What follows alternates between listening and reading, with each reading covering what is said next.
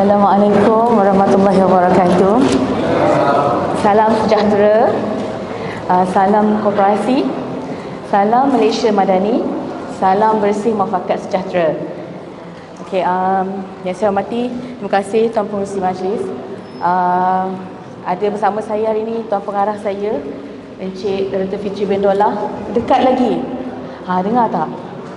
Okey. Dan ada pegawai-pegawai Kekitangan Suruhanjaya Koperasi Malaysia dan kerjasama daripada pegawai Kekitangan Majlis Agama Islam Negeri Sembilan, MAINS, Datuk-datuk, Datin, tuan-tuan dan puan-puan yang saya kasihi sekalian. Tadi saya Tuan Pengerusi Majlis beritahu Encik Baharum, saya perkenalkan sebab pepatah dah mengatakan kalau tak kenal maka tak cinta. Jadi nama saya adalah Amirah Husna binti Zulfikri, boleh panggil Puan Amirah. Saya pegawai di Suruhanjaya Koperasi Malaysia Cawangan Negeri Sembilan, penolong pengarah wilayah negeri. Okey, saya tengok kat depan saya ni banyak muka-muka yang familiar. Boleh angkat tangan tak yang kenal saya? Saya rasa memang ramai. Saya nampak daripada Kuala Pilah ada, terutamanya koperasi wilayah negeri. Saya menjaga wilayah negeri, jadi saya nampak banyak. Saya sebut ada koperasi telekom, ada koperasi pemodalan, ada koperasi pewanis, ada koperasi jabatan hutan. Terima kasih banyak semua koperasi yang datang hari ini, semua wilayah yang ada di Negeri Sembilan, Kuala Pilah, Jemput, Tampin, Rembau, Port Dickson, lagi Seremban, Johor dan wilayah negeri. Terima kasih banyak-banyak tuan-tuan dan puan-puan. Okey, hari ni saya pun masa saya singkat je sampai 12.30. Jadi saya lebih kepada kita two ways lah ada soalan ke apa boleh terus tanya. Kita mulakan dengan slide pertama kita. Okey, hari ni taklimat saya berkenaan dengan takbir urus koperasi. Dia agak dry sikit topik ni di tengah hari yang rembang ni kan. Sebelum saya teruskan topik saya tu, saya nak tanya dulu. Okey ke? Okey ke okey? Okey ke okey? Tak ada pilihan lah tak okey kan maksudnya? Okey, terima kasih. Kena okey lah sebab kita tadi saya tengok macam agak berat topik sebelum ni berkenaan dengan piato keuangan teraudit. Kat mana kita nak keluarkan zakat kita di aset, kena tolak liability semasa dan sebagainya. Jadi boleh berhubung dengan pihak angkasa untuk kiraan lanjut kalau koperasi nak konsult one-to-one dengan angkasa. Boleh tuan? Terima kasih banyak. Terima kasih puan. Tuan. Okey. Kita ke slide pertama. Okey. Ready Saya akan jalan tau. Sepanjang mana je wire ni sampai. Okey. Takbir urus. Saya tanya dulu soalan sebelum saya teruskan. Apa yang tuan-tuan teratuk faham kenaan takbir urus? Okey. Okey, takbir urus adalah salah satu proses ataupun struktur untuk kita organize koperasi kita. Dari segi kita kena ada aturan koperasi, kita kena ada SOP koperasi, macam kita nak uruskan koperasi kita, macam mana cara pengeluaran wang untuk koperasi. Ada SOP dia. Siapa yang akan sign check? Okey, siapa yang akan luluskan pengeluaran wang koperasi? Boleh ke kerani je keluarkan wang koperasi? Buat ahli lembaga koperasi yang putuskan siapa yang akan keluarkan wang. Itulah SOP. Kena ada aturan, kena ada SOP. Okey? Sebab bila tak ada aturan tanpa SOP, kita buat sendiri tanpa ada panduan yang baik, kita akan tersasar. Kita akan banyak berlaku penyelewengan wang, kita akan banyak berlaku salah guna wang dalam koperasi. Yang mana dia akan lead lah nanti pada zakat, transparansi dan sebagainya. Okey, next. Ada pula pointer. Ada ke? Ada. Ada. Okey, terima kasih. Terima kasih. Okey. Okey. Okey, asas takbir urus. Asas takbir urus kita ada 5. Jadi saya ambil ekstrak maklumat saya ni daripada garis panduan 27, iaitu garis panduan takbir urus koperasi. Pertama, tingkah laku beretika. Yang ni saya faham dan saya tahu semua dah arif kenaan dengan perkara tingkah laku beretika lah. Kedua, kebertanggungjawabkan. Okey, tadi kita dengar taklimat pasal zakat daripada pagi kan sampai tengah hari. Kebertanggungjawabkan. Bayar zakat ni tanggungjawab tak? Bayar zakat tanggungjawab tak? Tanggungjawab, betul. Tanggungjawab ukhrawi dan duniawi. Kan, di dunia dan juga di akhirat. Tadi ada saya dengar berkenaan dengan banyak kali lah juga penceramah bagi tahu zakat ni boleh membuatkan kita tenang. Zakat boleh membuatkan tak ada syarikat yang bankrupt bila bayar zakat. Perkara yang berkenaan zakat ini adalah tuntutan daripada Allah Subhanahu Wa Taala. Yang mana kita pun tahu ia adalah satu keberkatan yang kita tak boleh tengok pun. Dia punya result dia tu. Maksudnya dia bukannya kita jual barang kita dapat ada orang beli barang kita. Dia adalah penyucian harta. Cakap pasal penyucian harta ni, saya nak tanya dan nak cerita sikit lah berkenaan dengan kita panggil pengurusan harta Islam. Ini tak adalah slide saya, ni saya cerita saja. Okey, dalam pengurusan harta Islam dia dibahagikan kepada 5 komponen. Okey, pertama, acquire of wealth. Maksud dia, kita ni macam mana nak dapatkan harta kita? Okey, untuk individu kita ni, mungkin kita dapat harta dengan cara diwarisi harta kita, kan? Kedua, mungkin kita dapat harta dengan cara, kalau koperasi pula, dapat harta dengan kita buat berjualan, ataupun dapat harta dengan cara kita bekerja, kita dapat gaji. Itu kita panggil acquire of wealth. Macam mana dapat harta? Kedua, accumulation of wealth, menggandakan harta kita. Okey, tadi kita dah dapat duit kan? Macam mana kita nak gandakan RM1 pergi RM2? Apa kita nak buat? Nak accumulate harta kita. Yang ni bukan koperasi saja. Ini individu pun boleh terpakat kepada pengurusan harta Islam ni. Ni saya nak kaitkan dengan zakat lah.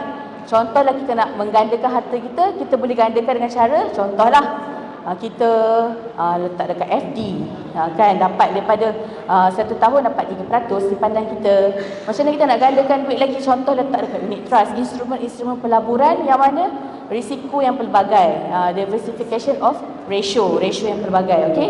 Lepas tu, ketiga, lepas kita menggandakan harta kita, kita kena protection of wealth. Maksud dia, lindungi harta kita. Macam mana lindungi harta kita? Dengan cara kita ada takaful, kita ada insurance. Itu juga koperasi macam tu jugalah. Ada tak instrumen protection dalam koperasi? Macam mana kita nak lindungi harta-harta kita yang ada ni? Kalau tak dalam bank, selamat tak dalam bank tu? Dijamin oleh PIDM tak duit tu? Itulah instrumen protection yang kena ada dalam koperasi. Okey, itu ketiga. Keempat, distribution of wealth. Maksud dia, kita mendistribute harta kita.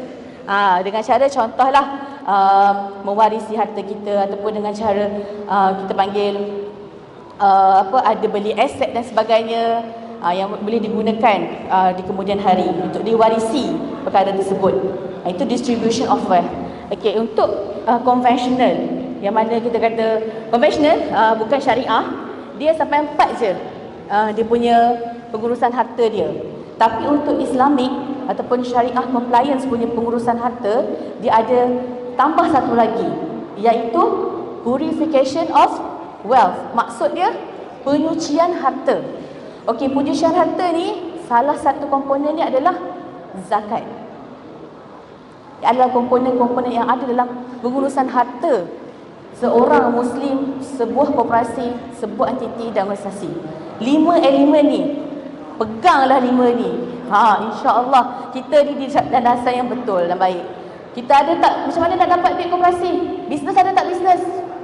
Ada perniagaan tak? Soalan kami di SKM lah selalu, kalau koperasi tak aktif, nak aktifkan koperasi. Ada bisnes tak?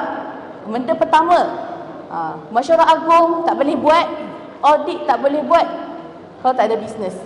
Betul tak kata-kata saya? Sebab apa? Duit mana nak bayar? Dewan nak sewa, nak buat mesyuarat. Nak bayar pakai duit mana? Mesyuarat agung tak buat. Mesyuarat agung tak buat, maaf saya. Tak ada bisnes. Jadi paling penting kena acquire dulu harta. Macam nak dapat harta? Kena buat bisnes. Koperasi kena ada perniagaan. Okey? Ada perniagaan, lepas tu kena gandakan balik duit. Ada simpan di tempat yang boleh menguntungkan. Dan juga lindungi dia, ada protection. Seterusnya kita distribute, kita bagi dividen dan sebagainya. Lepas tu kita keluarkan zakat. Okey? Okey, ni tak ada slide, ini special tambahan. Okey? Alright. Ada soalan ni ke setakat sekarang? Sebab saya sekejap je, 15 minit lagi je ada. Okey? Seterusnya slide Ustaz kat saya. Okey, objektif tadbir urus berkesan. Okey. Oh, anda duduk sini. Oh, sini. Oh, sini. Okey, apa tujuan kita ada satu tadbir urus yang baik? Kita ada pengurusan yang baik, kita ada lembaga yang menjalankan amanah sebagai lembaga, dia akan meningkatkan keyakinan masyarakat kepada koperasi, meningkatkan keyakinan anggota kepada koperasi. Okey, jadi orang akan yakin dengan koperasi kita ada tadbir urus yang baik, kita menggunakan wang mengikut SOP dan sebagainya. Jadi orang akan yakin dengan koperasi kita. Sila. Dan orang akan mungkin tambah modal share dengan koperasi kita. Okey. Seterusnya, keseimbangan fungsi mesyuarat agung dan peranan anggota lembaga dan pengurusan koperasi. Ini maksud dia, apa yang anggota putuskan dalam mesyuarat agung, peranan lembaga akan laksanakan apa yang diputuskan, mandat yang diberikan oleh anggota kepada LK koperasi. Dia akan menjalankan tugasan tersebut. Seterusnya, memastikan ketelusan lah. Bila kita ada tadbir urus yang baik, dia akan lead tu laporan yang bersesuaian kita keluarkan, dia akan tepat pada masa dan boleh dipercayai lah laporan tersebut. Okey. Kesan kekurangan dalam tadbir urus. Bila kita ni tidak ada tadbir urus yang baik, boleh ke bagi contoh kat saya, apakah implikasi tak ada tadbir urus yang baik? Dia akan berlaku, contoh satu saya bagi penyelewengan. Okey, ada dalam kalangan pengurusan ataupun lembaga koperasi yang salah guna wang koperasi. Tujuan dia mungkin membazir, guna pada wang tak tepat yang sepatutnya. Itulah kesan-kesan dia. Ada kesan dia akan, yang paling teruk sekali yang last tu, dalam kes yang lebih ekstrim, pembubaran koperasi. Bila tak ada tadbir urus yang baik, dia boleh lead kepada bubar koperasi. Maksudnya dia dah insolvent. Insolvent ni maksudnya duit dah tak ada. Koperasi ada, duit dah tak ada dalam bank. Duit mungkin ada di pelaburan tanpa kelulusan SKM, dan terusnya rugi, dan tak boleh nak bayar staff, tak boleh nak buat bisnes dan sebagainya. Dia akan jadi insolvent dan akan lead kepada bubar koperasi. Okey, apa lagi kesan kalau kita kurang dalam tadbir urus? Dia akan jadi konflik lah. Kenapa tak declare dividen tahun ni? Sebab bukan tak declare, sebab tak ada bisnes ada. Belanja banyak sangat, bayar allowance dan sebagainya, belanja tak sepatutnya tu banyak, menyebabkan dia tak boleh nak memberi pulangan yang baik kepada anggota lah. Jadi kena kawal lah perbelanjaan, ada pendapatan yang maksimum lah. Okey. Seterusnya, prinsip koperasi. Yang ni saya yakin dan arif lah, semua di hadapan saya ni sangatlah arif berkenaan dengan prinsip koperasi.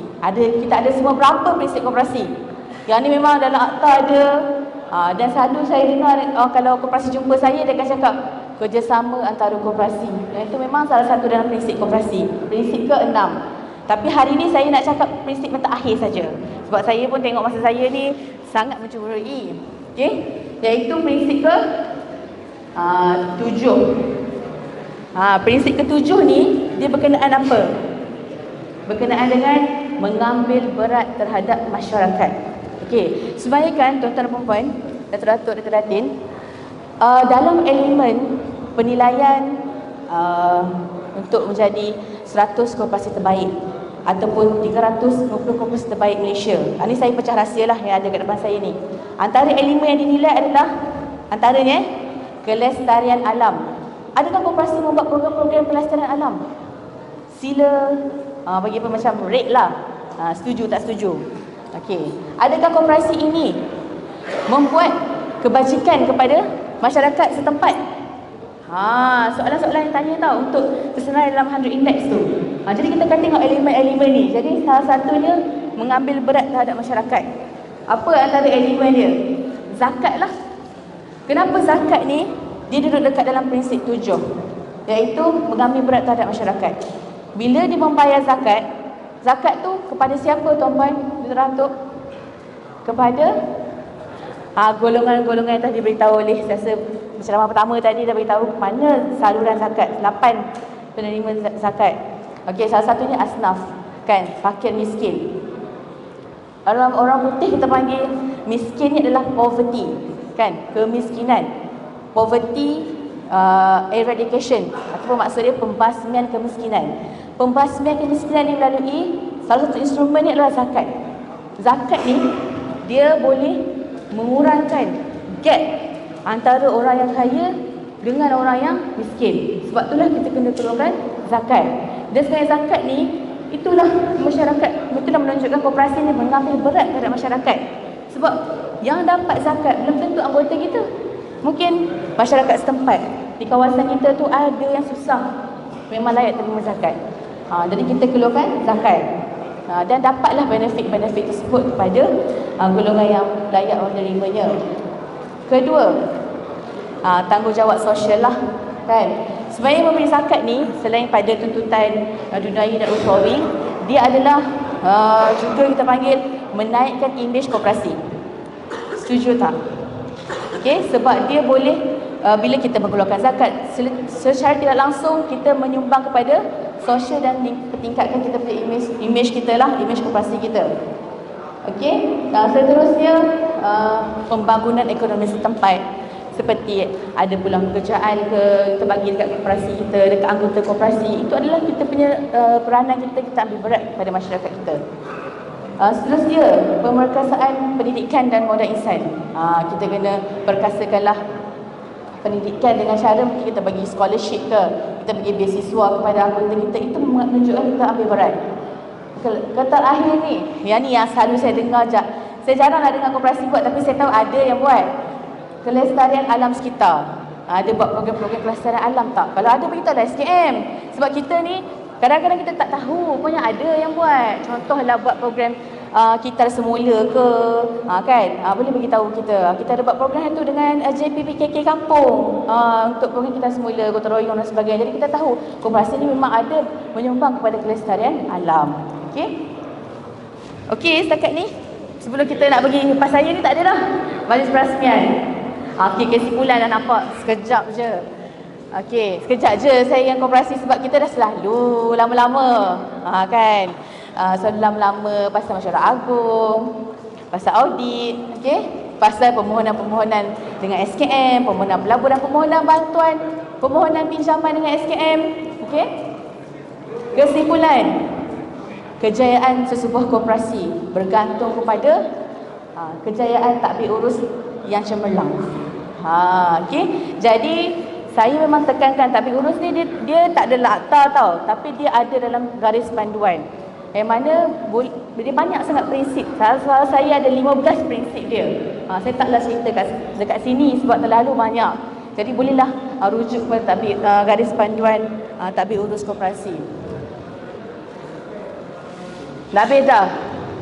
Dah habis tadi. Hubungi kami ya, pejabat kami di Wisma Persekutuan tingkat 5 untuk koperasi-koperasi di bawah salian wilayah negeri dan Seremban Jelebu. Puan Dewi ataupun Puan Amira kena pejabat Seremban lah. Okey, kalau Kuala Pilah Jempol, Encik Amir, saya tahu, memang saya yakin dan percaya koperasi Kuala Pilah Jempol yang ada di sini memang kenal dengan Encik Amir. Okey, seterusnya SKM Tampir Rembau bawah Encik Afiq, dan seterusnya Port Dixon bawah Encik Syahrul. Okey, inilah pejabat wilayah kami. Cumanya ala-ala dah nak habis masa saya, ada lagi 7 minit ni. Kita bila dah arahan kerajaan keluarkan BDR, work from home, untuk yang pegawai melebihi 8 km, ada pegawai ibu negeri lah, maksudnya Seremban, suka untuk saya ingatkan koperasi untuk berhubung dulu dengan dengan SKM ataupun pegawai SKM untuk deal dulu masa nak jumpa. Sebab kita takut datang je office terjah-terjah ni, kita tak ada ke office. So kita kena BDR. Kami akan masuk pejabat hari Isnin dan Jumaat sahaja. Tapi kalau ada nak datang, nak buat appointment dan sebagainya tu, boleh bagi tahu awal. Sebab takut hari Isnin ataupun Jumaat tu kami ada kerja luar, nak kena pergi koperasi dan sebagainya. Jadi suka saya ingatkan kalau boleh nak datang office tu, boleh contact dulu, ada tak office hari ni. Sebab takut datang-datang tak dapat jumpa. Kita pun tak nak koperasi datang tak dapat jumpa kita. Sebab kita kesian lah parking susah. Kalau kat Seremban lah, parking susah nak jalan lagi dan sebagainya kan. Okey, nak konsult pasal bantuan ke, pasal TMP ke, boleh. Okey. Ada soalan ke setakat ni? Ada saya masa lagi 6 minit. Ada ke nak tanya selain pada apa saya cerita kat sini pun boleh.